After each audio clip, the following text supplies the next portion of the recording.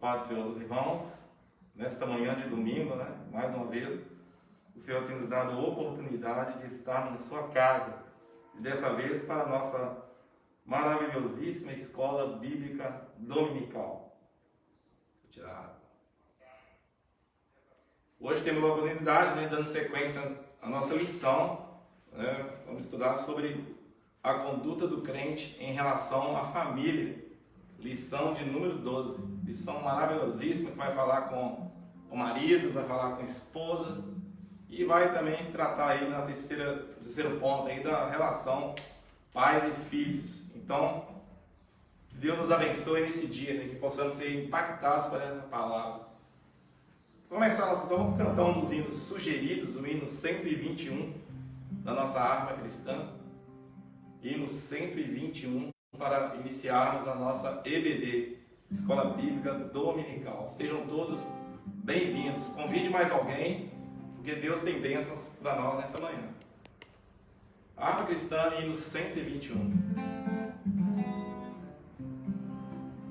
Maravilhoso é Jesus, da minha vida a luz, pois me salvando,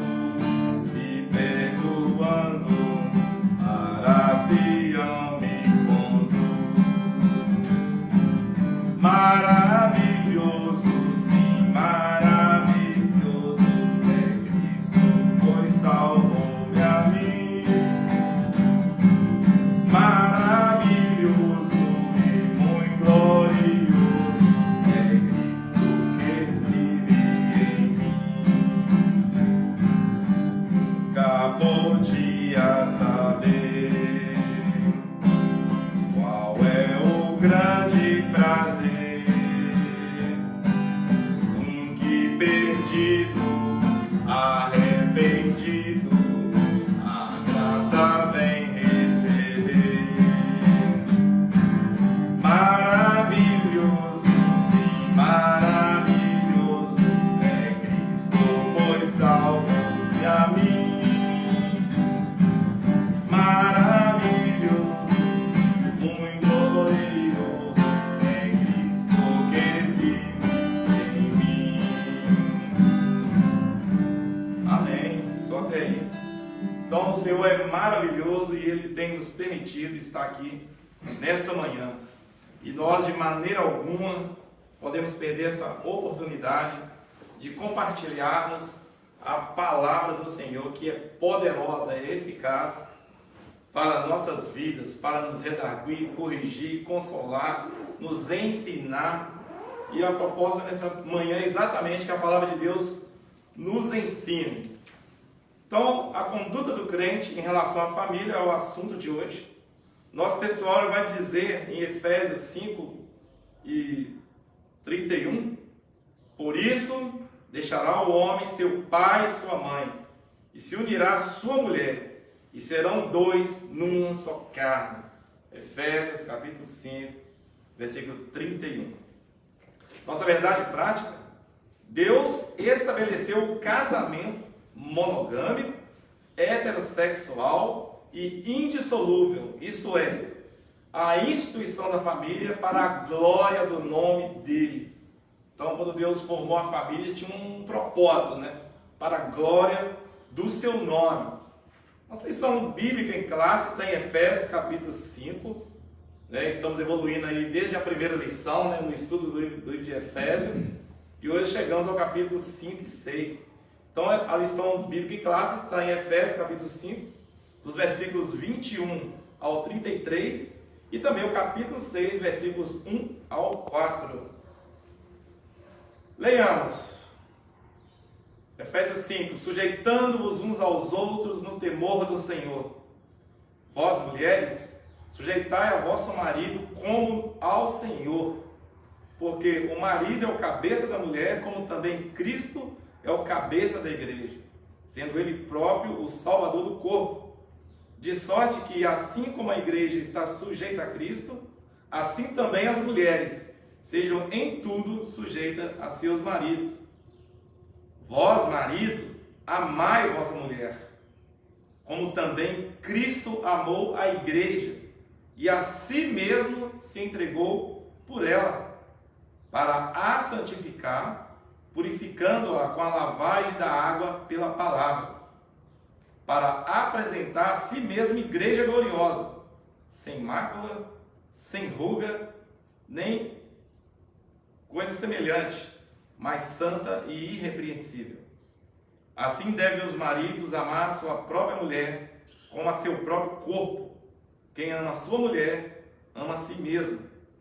Porque nunca ninguém aborreceu a sua própria carne, antes a alimenta, a sustenta, como também o Senhor a igreja. Porque somos membros do seu corpo. Por isso, deixará o homem seu pai e sua mãe, e unirá a sua mulher, e serão dois numa carne. Grande é esse mistério. Digo, porém, a respeito de Cristo e da igreja. Assim também vós, cada um em particular, ame a sua própria mulher, como a si mesmo, e a mulher reverencie o marido. Efésios 6. Vós, filhos, sede obediente a vossos pais no Senhor, porque isso é justo. Honra teu pai e a tua mãe, que é o primeiro mandamento com promessa, para que te vá bem e que vivas muito tempo sobre a terra. E vós, pais, não provoqueis a ira a vossos filhos, mas criai-os na doutrina e admoestação do Senhor. Oremos. Amado Deus, querido Pai, nós lemos a Tua palavra e ela é a verdade. Que nessa manhã, Pai, o Teu Espírito Santo tenha liberdade no nosso meio, para nos ajudar na interpretação da Sua palavra, assim como ela é. Fala, Senhor, aos corações, impacta, Senhor, os corações nesta manhã, Pai, pois nós sabemos que o Senhor está presente, aonde o Senhor está, há operação de milagres, há operação de maravilhas, há mudanças de vida. Senhor, esteja conosco nessa manhã, nós contamos contigo. Amém, Jesus. Amém, Senhor.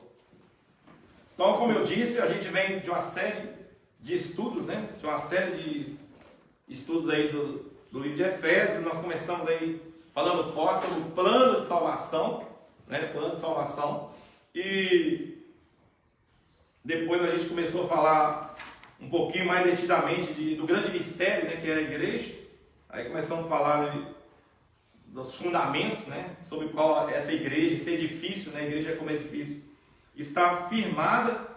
Depois falamos, né, dessa unidade que é necessária dentro da igreja, né? Esse edifício, né? Em outro contexto também chamado de corpo, né? Um organismo, a unidade que é necessária. Depois nós vimos falando sobre a oração no âmbito da intercessão. Paulo, né? Intercedendo pelos Efésios e mostrando esse exemplo, né, que a igreja deve adotar, que um orar pelos outros. Depois vimos na lição passada, né, uma lição maravilhosíssima, falando aí que essa unidade que é necessária na igreja, essa unidade da fé, ela é sustentada aí por pelo menos 3 características primordiais, fundamentais na igreja, né, nos membros dessa igreja, na membresia, que é humildade, mansidão e longanimidade. Então, depois de ter aprendido tudo isso sobre plano de salvação, de ter aprendido aí sobre o que é igreja, o que é ser igreja, né? E quais que são os comportamentos que cada membro tem que ter para manter essa unidade, né? Esse membro dessa igreja, nós vamos falar agora mais de uma forma particular da família. Hoje, então, lição 2, vamos falar da família, que é o que exatamente constitui essa igreja, constitui, né, esse ajuntamento de cristãos aí, a igreja. Então hoje nós vamos falar da família, essa célula máter, né? Família é a célula máter da sociedade e é também a célula máter da igreja, né? A igreja como corpo físico, né? Corpo visível, ela é constituída de famílias. Então essa é a proposta de hoje, a conduta do crente, a conduta desse crente salvo, a conduta desse crente que entende quão grandes coisas o Senhor fez para alcançá-lo, e o Senhor, além de nos salvar, nos trouxe para a sua família. Então esse crente salvo, manso, humilde, né, e longânimo, como diz na última lição, esse crente agora nós vamos tratar dele, qual a conduta esperada dele dentro do âmbito familiar. Então essa é a proposta de hoje. A nossa introdução: na Bíblia, o relacionamento familiar é um projeto divino. Olha, presta bem atenção, vou ler de novo. Na Bíblia, o relacionamento familiar é um projeto divino que pressupõe o matrimônio monogâmico, quer dizer, o homem e marido de uma só mulher, monogâmico, um matrimônio heterossexual, ou seja, entre sexos opostos, essa união, né, entre marido e mulher, e um matrimônio indissolúvel, né, até que a morte o separe, ou seja, indissolúvel até que a morte o separe. Então essas três características são a base do casamento, né? São a base do matrimônio, né? Matrimônio monogâmico, heterossexual e indissolúvel. No modelo divino, os membros da família são iguais, porém cada um desempenha um papel. Então a lição de hoje vai focar muito nisso, os papéis. Quais são os papéis de um membro da família? Qual o papel do marido? Qual o papel da esposa? Qual o papel dos filhos? Então cada um tem o seu papel dentro desse núcleo, né? Esse núcleo chamado família. Então hoje nós vamos focar qual que é os papéis, qual é o desempenho desses papéis. Então nessa lição veremos a conduta que é requerida por Deus. Vai bem, requerida por Deus para a família cristã. Esse é o foco do nosso estudo hoje, né? É muito interessante que falar que o modelo divino, né, os membros da família são iguais, né? Então, diante de Deus, não tem homem, não tem mulher, não tem filho. Diante de Deus, tem pessoas. Todos são filhos.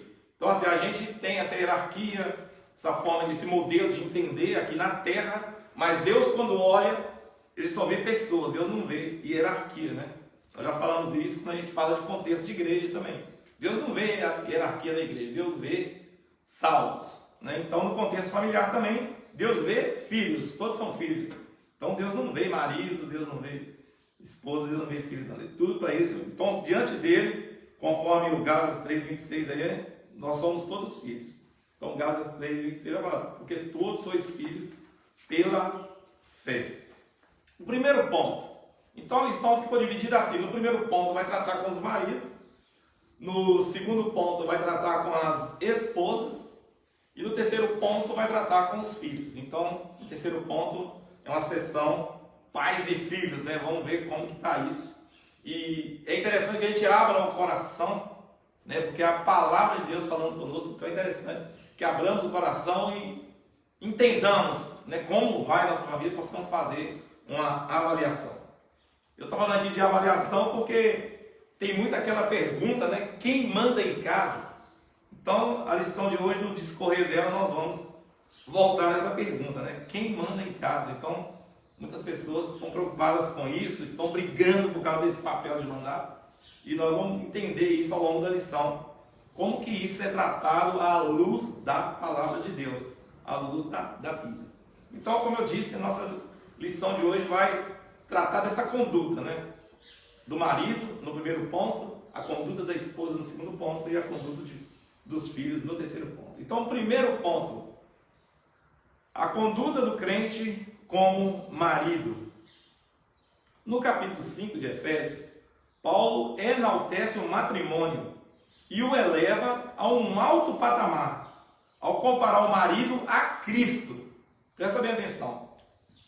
Então, no capítulo 5 de Efésios, quando Paulo vai falar com marido, com mulheres e com filhos no capítulo 6, né? Então, olha bem, no capítulo 5, quando ele vai falar com os maridos, ele sobe essa régua aí. Ele trata com o marido comparando-o a Cristo, olha bem. E compara a esposa à igreja. Então, nesse tópico, estudaremos a analogia referente ao marido, referente a esse marido. Ponto 1 do primeiro ponto, subponto 1 do primeiro ponto. O papel do marido como líder da família. Na Bíblia, a ordem de autoridade é observada do seguinte modo: Deus é o cabeça de Cristo, Cristo o cabeça dos homens, do homem, e o homem o cabeça da mulher, conforme está em 1 Coríntios 11:3. A relação dentro do lar é explicada na frase, né? O marido é o cabeça da mulher, como também Cristo é o marido da igreja. Então, quando Paulo fala do marido como cabeça da mulher, ele está falando aqui de liderança, está falando de ser líder, né? Então, o marido, ele é o líder dentro do seu lar. O contexto aqui é bem claro para nós. Não tem nada aqui de hierarquia que está sobre ou que pisa de cima para baixo. Ele está falando exatamente de quem tem o papel de ser o líder dentro da sua casa. Então, esse modelo mostra o relacionamento no casamento cristão. Isso é, o marido deve liderar a sua casa. Olha bem, nós estamos falando de papéis nessa lição. Então, o marido deve liderar a sua casa, do mesmo modo como Cristo lidera a igreja, visando seu absoluto bem-estar. E aqui é importante, já que a gente está falando de líder, né, marido como cabeça, nós estamos falando de líder, diferenciar o líder do machista. Líder não é machista, então são bem distintos os papéis. O líder, ele tem algumas características. O líder é aquele que conversa, ele guia, ele orienta, ele ouve, ele sabe ouvir, ele disciplina quando é necessário, ele chama atenção quando é necessário. E o líder, acima de tudo, é alguém que inspira. Então, o marido líder é aquele marido que sabe conversar, que guia, orienta sua família, né, o andamento da sua família, orienta, disciplina quando é necessário, sabe ouvir e inspira. Já o machista não, o machista é o mandão, é o carrasco, né? É aquele que empurra, que obriga, que castiga, é autoritário, né? O machista é autoritário, ele grita, quando perde a razão, grita. Então, isso não é o marido como cabeça, não é. Esse padrão machista não é o marido como cabeça do ponto de vista bíblico que nós estamos falando. Esse cara aqui é outra pessoa. Nós estamos falando do marido como líder, aquele que sabe conversar, que orienta a sua família, que guia a sua família, que ouve a sua família. Então, é muito interessante distinguir uma coisa da outra, né? Líder não é ser machista, é diferente, né? E dentro da igreja, mesmo dentro da igreja, nós temos maridos que, devido à cultura, à forma como foi criado, tem esse perfil machista. E isso, nós vamos ver que ao longo da lição, isso acaba com a sua família. Uma pessoa que não sabe ouvir, uma pessoa mandão, uma pessoa autoritária, uma pessoa que quando perde a razão grita, xinga, vocifera. Uma pessoa dessa não vai ser um bom guia da sua família. Então, mesmo dentro da igreja, nós temos pessoas com esse perfil e que precisam ter o seu caráter cristão moldado pela palavra. Tem que ter o seu caráter cristão moldado pela palavra. Então, é muito interessante isso, né? O marido deve liderar a sua casa. E liderar, eu acabei de falar, quais são as características de um líder. Aquele que inspira, sabe ouvir, aquele que guia, que orienta, que mostra a direção. Então, esse é o ser líder. Aqui é necessário ressaltar uma questão importante. Nós temos o movimento feminista, que tem um viés aí neomarxista, que considera o modelo de família ensinado pela Bíblia como um modelo opressor contra a mulher. Eles consideram que o que a Bíblia coloca não é o ideal para a mulher. O movimento feminista, né, que tem aí as suas frentes, né, de trabalho e de protesto. Então, ao contrário desse falacioso discurso do movimento feminista, nas Escrituras o modelo cristão está fundamentado no amor e no respeito mútuo. Olha bem, né, nós temos aí o João 13:34 aí, né, mostrando claro o modelo cristão. Então, o feminismo ele não interpreta corretamente qual o modelo que Cristo colocou para a família, né? Por isso considera opressor. Olha bem, o segundo ponto. Então, falamos do primeiro ponto, do marido como líder, aquele que sabe ouvir, que sabe disciplinar, que sabe orientar, que sabe guiar, né? Que inspira sua família. E no segundo ponto vamos falar do amor como elemento primordial. Segundo subponto do primeiro ponto, vai falar desse amor, que é esse elemento que sustenta, né, esse matrimônio. Olha bem, o marido, além de liderar, como nós vimos no primeiro subponto, deve também amar. Aqui eu quero fazer uma pausa. São papéis dificílimos, tá? Deixa eu tirar essa blusa. São papéis dificílimos. Olha bem, o papel da liderança é um papel difícil. Comandar, liderar, é um papel difícil. Isso requer empenho, dedicação, requer gastar muita energia esse papel de liderar. Não é fácil. Ser mandão é fácil, ser autoritário é fácil, gritar é fácil. Agora liderar é difícil. Então nós vimos no primeiro subponto que fala do marido como um líder. É um papel difícil, é um papel que requer gastar muita energia, muita oração, no caso do marido cristão, muita oração pela sua família. E no segundo ponto vem cobrando uma coisa pesada também. Olha bem, o marido, além de liderar, deve também amar a sua esposa. Como? Assim como Cristo amou a sua igreja. Aí pesou. Aí pesou. Olha bem, porque nós estamos falando agora de amor sacrificial. Olha bem, isso implica na prática do sacrifício, assim como Cristo sacrificou para essa igreja. Então, quando ele coloca para o marido amar a esposa, assim como Cristo, olha bem, essa comparação pesadíssima. E amor não é sentimento. Amor é mais do que sentimento. Amor é comportamento. Não adianta falar que ama se no comportamento isso não reflete. Por que nós entendemos que Cristo nos amou? Por causa do comportamento de Cristo.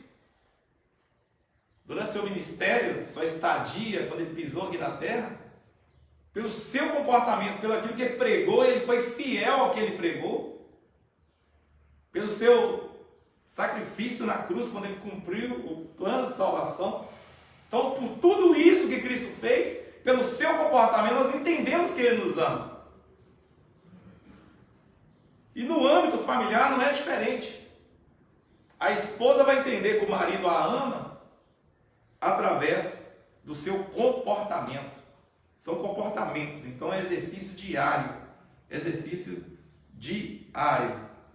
Olha bem, esse amor, primeiro, tem que ser sacrificial. Segundo, tem que ser altruísta. O que é ser altruísta? É pensar no outro antes de você. É querer o bem para o outro, mesmo em detrimento de você. Então o amor altruísta, ele não controla. O amor que é altruísta, ele não subjuga. O amor que é altruísta, ele não inferioriza. Então olha bem, amor sacrificial, amor altruísta, desejar o bem da esposa antes do bem para você mesmo. E esse amor altruísta também, ele liberta. Liberta como? A esposa, ela entende pelo conjunto de comportamentos do seu marido que ele a ama, então ela carrega a certeza de que é amada. Então isso a liberta. Esse amor também é incondicional, olha bem, sacrificial, altruísta e incondicional. Incondicional é aquele que não põe condições, que não põe regras para amar e ser amado. Então olha bem, à luz de Romanos 5 e 8, esse amor que Cristo amou a igreja, ele é altruísta, incondicional, sacrificial. E tem que ser assim que o marido tem que amar a sua esposa, tem que ser assim. Assim a igreja foi atraída a Cristo por meio do seu amor. Olha bem, e não foi por imposição, não foi por ameaça, que nós, igreja, fomos atraídos a Cristo. E a esposa se sente amada por esse conjunto de coisas que eu acabei falando. Né? Esse conjunto de comportamentos do seu marido é que vai dar a ela a certeza de que ela é amada. Desse modo, então, os maridos devem também manter a união e a harmonia conjugal por meio do exercício do amor. E como eu disse, um exercício que é diário. Que é diário. A esposa vai ter certeza que o marido a ama pelo conjunto de comportamentos diários que ele demonstra. Então, o marido ele é o líder na sua casa. Ele deve amar a sua esposa assim como Cristo amou a sua igreja, né? Esse amor sacrificial, incondicional e altruísta. E terceiro subponto, o cuidado do marido com a esposa. Se está comparando a esposa à igreja, então o mesmo cuidado que Cristo teve e tem com a igreja. A Escritura enfatiza que a esposa é parte do marido, ao declarar que quem ama a sua mulher, ama a si mesmo. Né? Efésios 5:22, a parte B.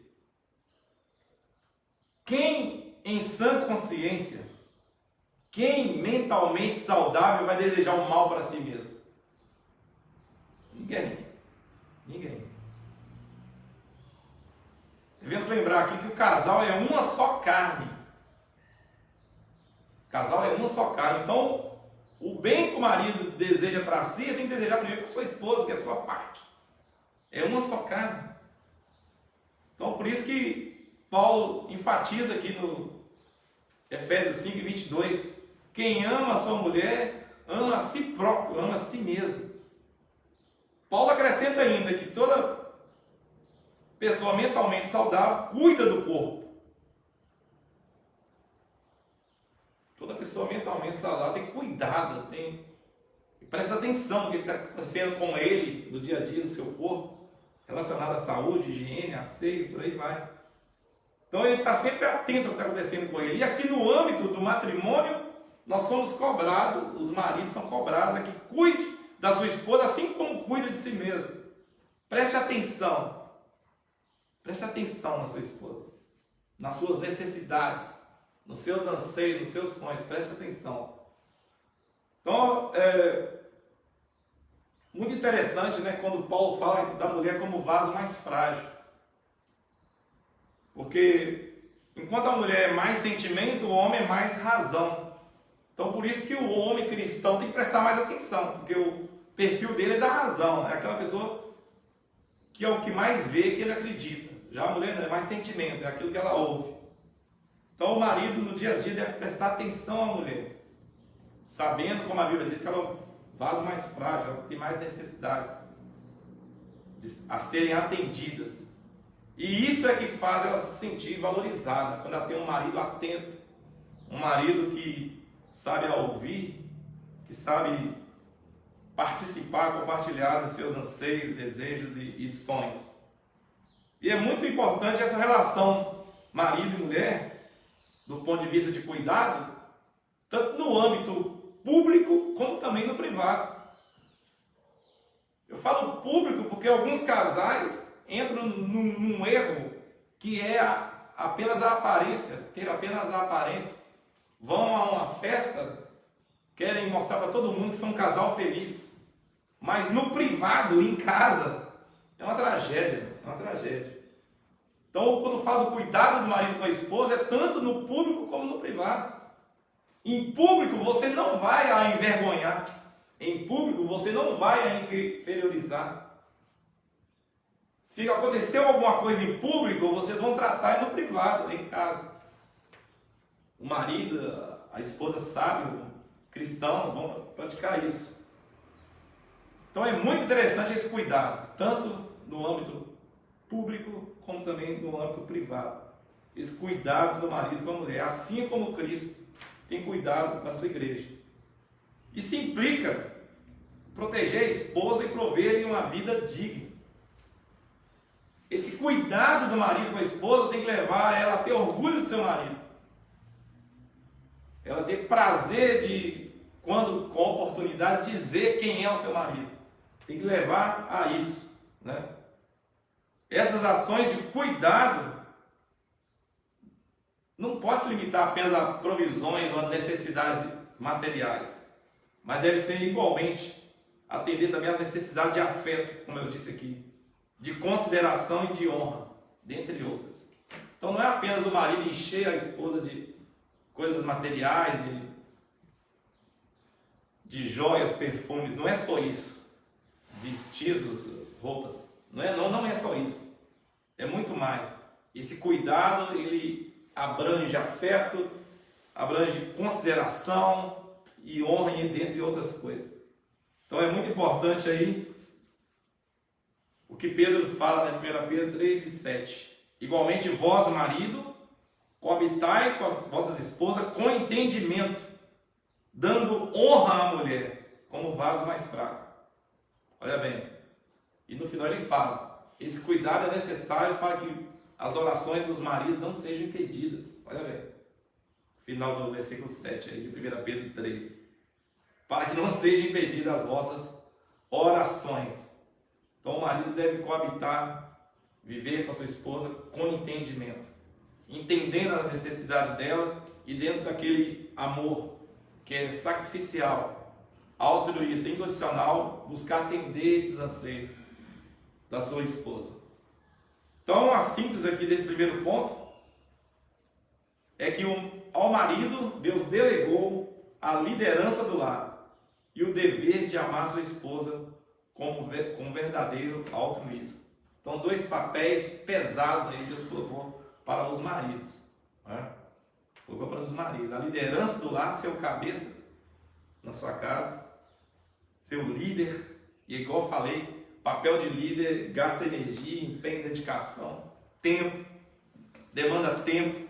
Né? Muitos não querem dedicar tempo à família, acham que tem outras necessidades que são mais prioridades.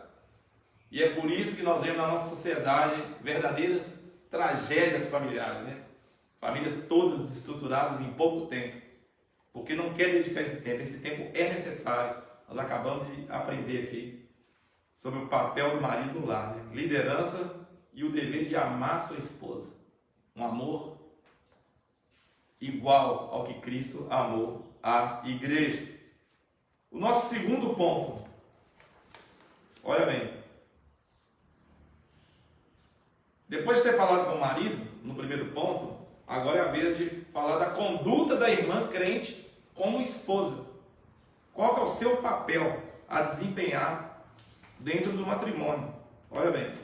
Então, de acordo com a analogia paulina, a comparação que Paulo faz, em relação ao matrimônio, a mulher casada é comparada à igreja de Cristo.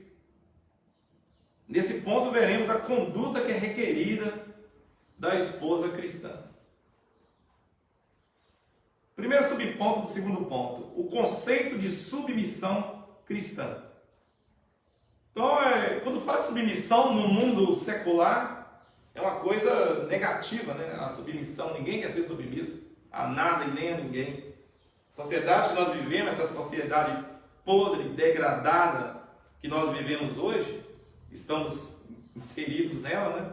A Bíblia diz que nós não somos daqui, mas estamos por um tempo, né, como forasteiros dessa terra. Então convivemos com essa nossa sociedade decaída aí, né? Então essa sociedade, ela trata da submissão como uma coisa negativa. Mas hoje nós vamos entender o conceito cristão, o conceito bíblico de submissão. Quando você começa a ler ou estudar a Bíblia do ponto de vista de submissão, você vai começar a entender que submeter-se é pensar no bem-estar do outro. Primeira coisa. Então as Escrituras ensinam que a sujeição uns aos outros deve ser no temor de Deus. Presta bem atenção que na sessão em que Paulo vai tratar com maridos e mulheres, essa sessão, esse contexto, começa no versículo 21. E no versículo 21, ele ainda não está falando com marido, esposa e filho, ele está falando de uma forma geral. Olha bem o versículo 21. Sujeitando-vos uns aos outros no temor do Senhor. Então, dentro do âmbito da igreja, todos nós devemos ser sujeitos uns aos outros. Todos nós devemos ser submissos uns aos outros. Isso é dentro do contexto macro, né? Que é o contexto da igreja, como igreja. Todos nós temos que ser submissos, sujeitos uns aos outros. Então as Escrituras ensinam que essa sujeição deve ser conforme está aí o Efésios capítulo 5, versículo 21. Uns aos outros. Nessa perspectiva, temos alguns exemplos de submissão que são apresentados. A submissão das esposas aos maridos, dos filhos aos pais, dos servos aos senhores. No caso das esposas, a submissão deve ser assim como a igreja está sujeita a Cristo. Então Paulo foi muito feliz aqui na sua colocação. Como que a esposa deve ser sujeita dentro do matrimônio? Assim como a igreja está sujeita a Cristo. Portanto, aqui não se trata de uma sujeição irracional. Ela é racional, ela é feita com entendimento. Não é uma sujeição irracional ao domínio de alguém, mas é uma sujeição voluntária. No primeiro ponto, nós falamos do amor, do cuidado que o marido tem que ter com a esposa.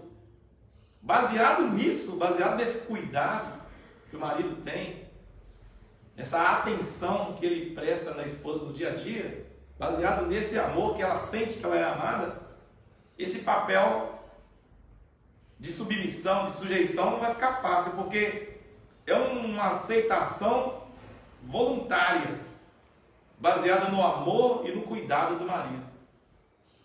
Não é imposta, não é uma coisa que é cobrada, que sob ameaça, não é isso.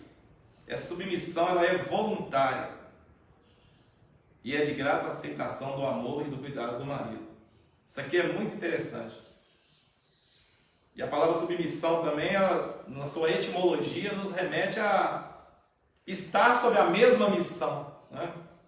Estar sob a mesma missão, ou seja, aquilo que é tratado dentro do lar, marido, esposa e filhos, consenso que é encontrado ali, é a missão que cada um tem nos seus projetos, naquilo que eles querem fazer no âmbito de família. Então, quando a esposa é submissa, quando ela é sujeita a seu marido, significa dizer que ela tem a mesma missão e que tem o mesmo objetivo, que é as mesmas coisas. Então, isso dentro do casamento é muito saudável. Isso traz equilíbrio, né, no dia a dia dentro da família. Então, a submissão, do ponto de vista cristão, ela não tem o significado do mundo secular, né, onde é uma coisa negativa. Por isso, nada há de depreciativo nessa conduta, né, de sujeição, pois retrata, né, o alto nível de relacionamento entre Cristo e a sua amada igreja. Então, quando a esposa é submissa a seu marido, quando a esposa é sujeita a seu marido, isso demonstra o alto grau do relacionamento deles. Isso demonstra o patamar excelente que eles alcançaram como marido e como mulher. Então não tem nada de depreciativo, né? Nada de depreciativo.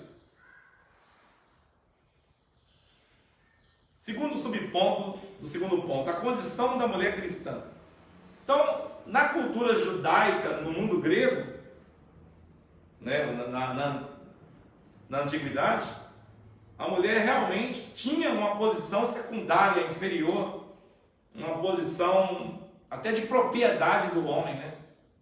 Nós vemos alguns aspectos em que a mulher chamava o seu marido de senhor, ou seja, esse era o modelo, né, do mundo antigo. A cultura judaica e grega retrata bem isso, né? Em alguns casos, na cultura grega, a mulher até considerada como escrava dentro de casa. Mas só que veio Cristo, né? Veio Cristo, e nós já no Evangelho já entendemos uma outra coisa. No Evangelho de Cristo, as mulheres alcançaram uma posição de dignidade igual aos homens. Essa dignidade que foi perdida lá no Éden com a queda, né? Nós vemos lá no Gênesis 3,16, o que Deus fala com a mulher lá? Olha bem. E a mulher disse: multiplicarei grandemente a sua dor e a tua conceição, né, o seu parto. Com dor terás filhos, e o teu desejo será para o teu marido, e ele te dominará. Isso foi o que Deus disse para ela. Então, o Velho Testamento, né, é dominado por esse modelo familiar, em que a mulher realmente tinha um papel inferior. Mas veio Cristo, e já no Novo Testamento a gente vê que Cristo mudou isso e alçou as mulheres a uma nova posição, a uma posição de dignidade igual a do homem. Nós vemos Paulo em Gálatas 3:28, ele fala, né? Olha bem o que Paulo fala em Gálatas 3:28. Aponta claramente aí que não tem essa diferença mais. Ó, nisso não há judeu e nem grego, não há servo e nem livre, não há macho e nem fêmea. Olha bem. Porque todos vós sois um em Cristo. Então, já no Novo Testamento, o perfil é esse. O perfil em que a mulher novamente alcança esse patamar de dignidade igual aos homens, né? E nós vemos isso no episódio de Jesus e a samaritana, né? Olha bem, João 4 lá. Ao conversar com a mulher samaritana, Cristo quebrou paradigmas da época e se opôs ao preconceito e à discriminação. Que paradigmas são esses que Cristo quebrou ali? Primeiro que, no contexto judaico, um homem não poderia conversar com uma mulher em público. Então Cristo quebra isso, ao pedir água àquela mulher samaritana na beira do poço de Jacó. Então ele quebrou isso. E a segunda coisa é que judeus não conversavam com samaritanos. E Cristo, ao empreender aquele diálogo com aquela mulher samaritana, ele quebra esse paradigma também. Ele estabelece ali um diálogo com aquela mulher, demonstrando para que ele veio. Ele veio exatamente para salvar o que estava perdido, trazer ele para um novo patamar. Então, comportamentos que eram reprováveis na época, Cristo quebrou esses paradigmas. Ao conversar com a mulher samaritana em público e ao conversar com a mulher samaritana, sendo ela samaritana e ele judeu. Portanto, a mulher cristã desfruta hoje de uma plena liberdade em Cristo e não está sujeita a nenhum sistema de escravidão, conforme está em Gálatas 5:13, né? Então, do ponto de vista cristão, hoje a mulher é vista por Deus no mesmo patamar que os homens, não tem mais essa separação. Então, isso aumenta também, né, a responsabilidade, é claro. Quando é trago com a nova condição, né, a mulher cristã tem que ser realmente um exemplo para as demais, né, para as demais. Então, aquilo que foi perdido lá no Éden, né, que Eva perdeu ao cometer o pecado juntamente com Adão, Deus, quando veio Cristo, né, resgatou isso. Então, as mulheres foram alçadas de novo a essa posição de dignidade igual aos homens, né, diante de Deus. Terceiro ponto, a reverência devida ao marido. Assim como a submissão, reverenciar também tem um aspecto meio que negativo na sociedade hoje. Reverenciar parece que é uma coisa, né, que a pessoa vai se dobrar diante. Não é isso. A mulher reverenciar o marido não é isso, né? O que é que nós vemos aqui quando fala da reverência devida ao marido? Olha bem, o amor do marido para com a esposa deve ser altruísta, porque o altruísmo combate o egoísmo, né? A pessoa que busca o bem do outro, ele demonstra que ele não é egoísta, né? É bem claro isso. Então o altruísmo ele combate o egoísmo. Então o termo altruísta aponta para aquela condição de uma pessoa que quer o bem do outro, ao invés de lutar por seu próprio benefício. Então quando a mulher percebe que o marido tem por ela um amor sacrificial, ela vê isso no exercício do amor no dia a dia, ela vê o quanto o marido luta, né, por ela, por sua família. Então automaticamente, no somatório de tudo isso, ela vai respeitar esse marido. Então reverência aqui tem uma conotação de respeito. É aquela mulher que vai ter o seu marido como uma pessoa honrada. E ela é atraída por isso, né? Por esse marido que ela tem. Então, reverência devida ao marido é uma conotação aqui de respeito a esse marido. Esse homem deve ser realmente honrado. Então esse amor serve ao propósito divino de capacitar a esposa a ser recíproca ao marido. Então, por todo conjunto de coisas que o marido faz por ela, né, no cuidado, no amor que ele disponibiliza a ela, na sua liderança no lar, no dia a dia, não deixando faltar nada, não deixando faltar, inclusive, orientação, né, direção para essa família. Esse marido não deixa faltar isso. Então a mulher se sente atraída por ele e começa, então, a respeitá-lo pelo conjunto de coisas que ela vê nisso. Então essa reverência, ela consiste em estima, ela consiste em respeito para com o marido. Denota o sentimento que conduz a esposa a agir de modo a agradar o seu amado. Essa postura é demonstrada quando ela o apoia e o ajuda em sua tarefa de liderar. Então, quando falo da esposa que reverencia o marido, ela é uma esposa que não vai desautorizar o seu marido na frente dos filhos ou na frente dos outros. Ela o respeita, porque vê ele como um homem dedicado, empenhado no bem-estar dela e dos seus filhos. Então ela o respeita. Então ela reconhece o seu papel como uma coparticipante na liderança desse lar. Então ela quer que seu marido tenha uma boa liderança, porque isso é reflexo da sua liderança também. Então a mulher, ela participa dessa liderança e não se opõe à autoridade do marido e nem o desautoriza. A gente vê muitos desarranjos, muitos desajustes entre família nesse aspecto, né? A mulher desautorizando o homem na frente dos outros, e a gente mostra, isso demonstra, né, que há uma quebra de estrutura aí, essa casa está caindo, né, quando isso acontece. Então a mulher que reverencia o seu marido nesse aspecto de respeitá-lo, de estimá-lo, de tê-lo em alta estima. Então ela participa das decisões da família juntamente com ele.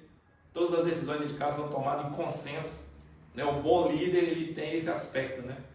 Todas as suas decisões, tomar decisões, ele gosta de envolver o maior número de pessoas. Então, no caso da sua família, ele vai envolver a sua família nas suas decisões.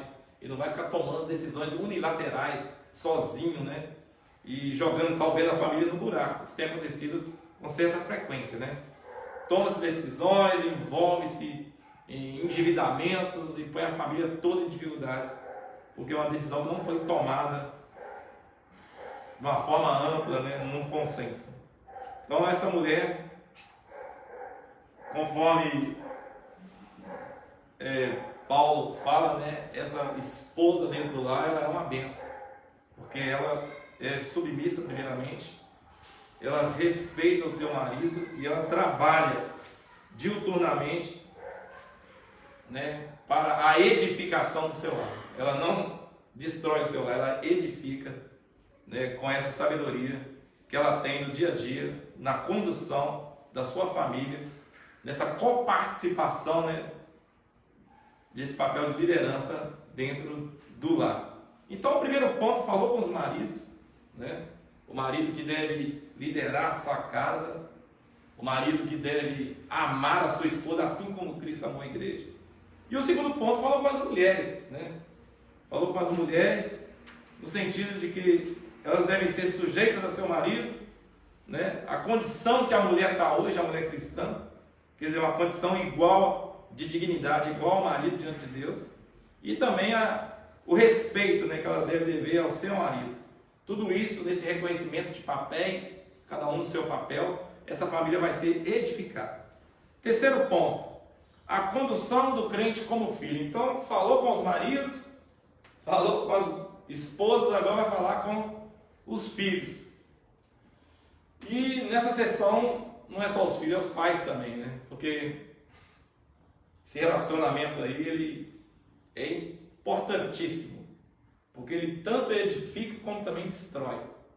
Se ele não for bem ajustado conforme o padrão bíblico, ele destrói também uma casa, né? Destrói um lar. Muitos lares hoje são apenas visuais, né? Você vê que mora uma família naquela casa, mas ali não é mais uma família. Já acabou. Porque não tem respeito do pai pelos filhos, nem dos filhos pelos pais. Então já acabou esse negócio. Então, no terceiro ponto, nós vamos tratar exatamente dessa relação pais e filhos. Vamos ver isso aqui. E os filhos são bênçãos, né? Começando com isso. No Salmo 127, nós temos um aspecto aqui da mordomia da família, onde fala que os filhos são a herança do Senhor. Se os pais entenderem isso, essa família vai ser uma bênção, né? Os filhos, Deus nos emprestou para cuidar do ponto de vista de mordomia da família. Então, se é uma coisa que Deus me emprestou, tem que fazer muito bem, tem que criar esse menino muito bem. Então, a responsabilidade dos pais. Os pais devem criar os filhos na doutrina e admoestação do Senhor. O que é essa doutrina? Essa doutrina, ela remete a treinamento, remete à educação. E educação, treinamento, demanda tempo, vou falar de novo. Demanda dedicação, demanda empenho. Tem que gastar energia para fazer isso aí.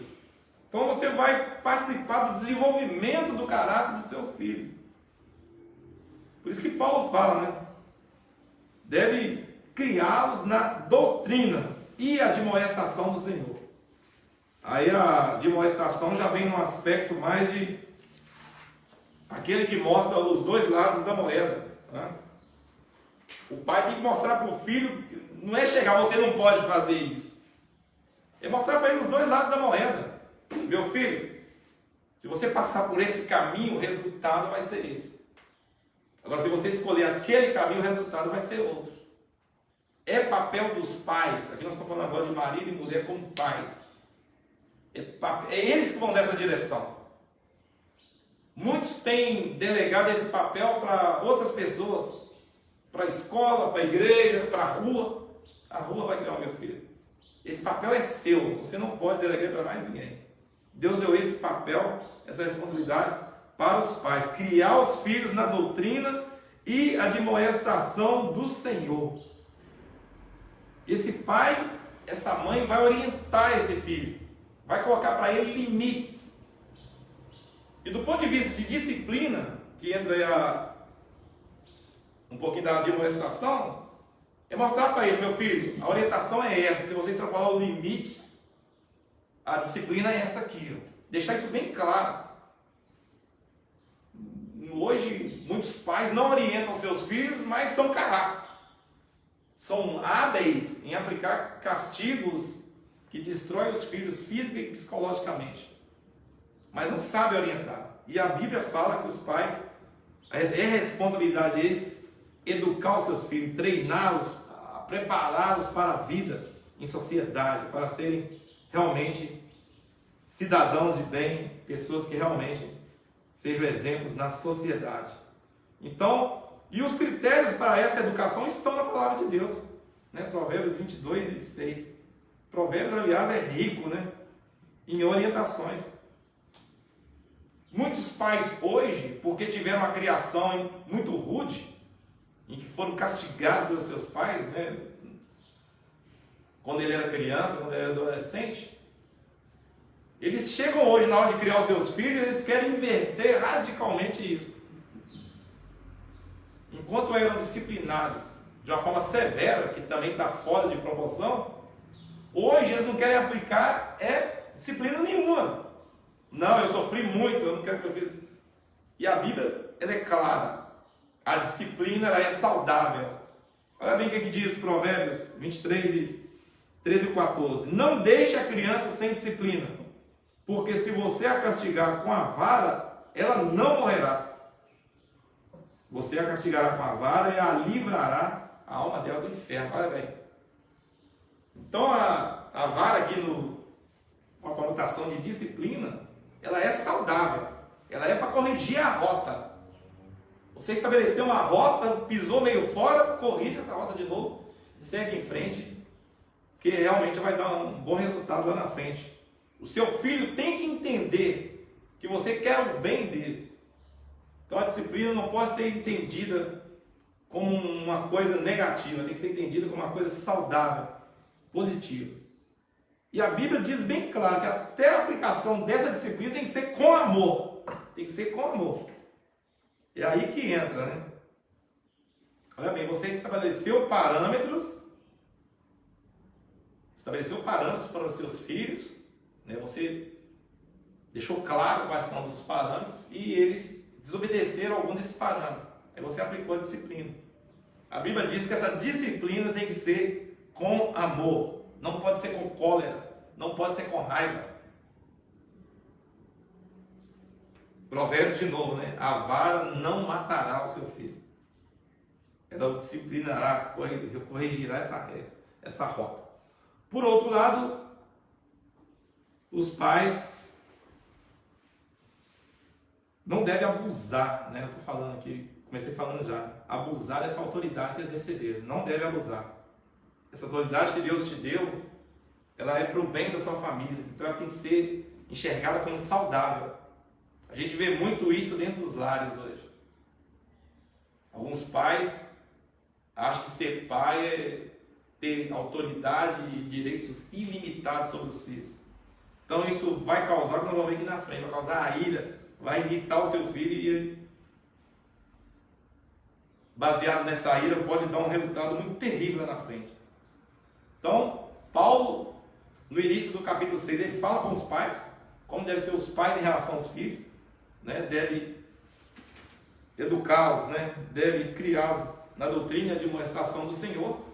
A disciplina, se for necessário, tem que ser com amor. E depois ele fala qual que é a conduta requerida dos filhos. Olha bem, igual eu falei, a correção não pode incitar a ira. A correção tem que ser com brandura, com amor, sem rigor excessivo, sem imposições injustas. Seu filho tem que enxergar realmente, meu pai, minha mãe deixou claro para mim que eu não poderia extrapolar esse parâmetro, eu extrapolei. Ele tem que enxergar isso como positivo e de alguém que está querendo o bem dele. Porque se for feito com excesso, vai causar o quê? A ira. E Paulo vai falar, né, que os pais não devem incitar a ira nos seus filhos. Não irriteis os vossos filhos.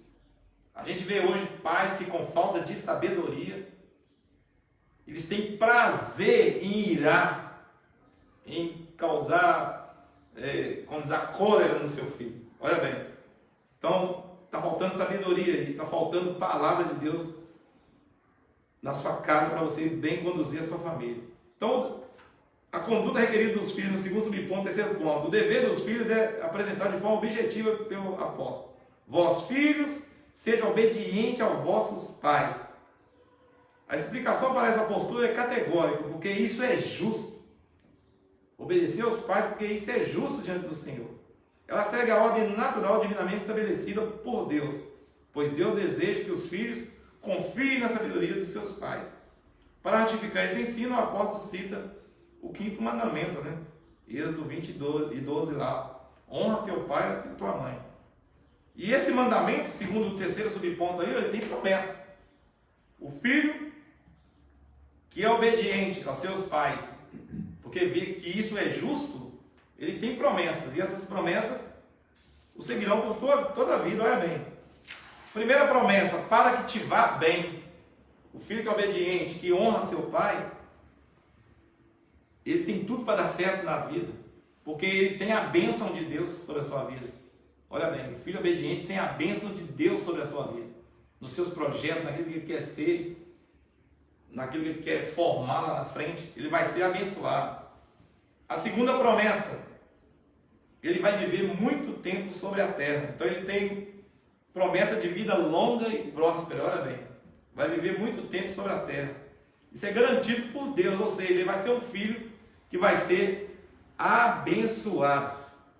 Então, finalizando aqui, nós vemos que se você quer um lar equilibrado, quer um lar abençoado, trabalhe nessa formação moral e espiritual dos seus filhos e você vai colher frutos, muito bons frutos lá na frente. Concluindo então, no modelo divino, todos os membros da família cumprem deveres específicos, cada um tem o seu papel.